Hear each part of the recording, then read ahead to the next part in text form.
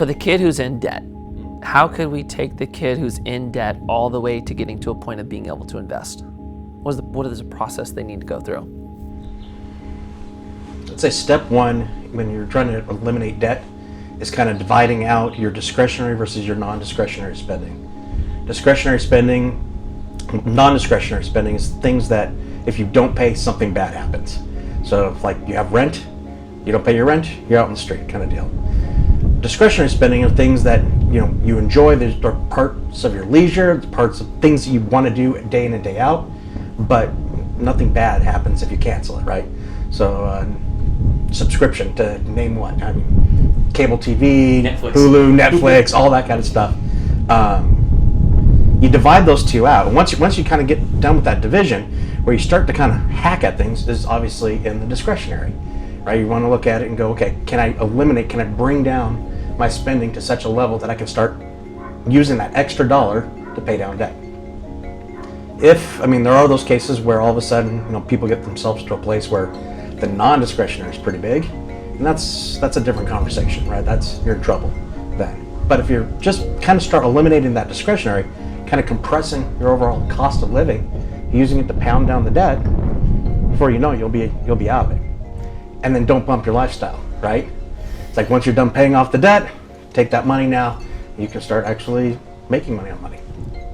It's so funny though. I remember you telling me that like when I was young. Yeah. Hey, look, you're gonna start making more money. The key is to not raise your lifestyle. I was like, oh yeah, I got this. That's easy. And then you start making more money. You're like, wow, this is like actually challenging. Yeah. You see all your friends make more money, and you're like, you see them change their lifestyle. You want to participate. That is challenging though. Bigger houses, bigger cars. Yeah, but the kicker for me was I started becoming obsessed with the game of it. Yep.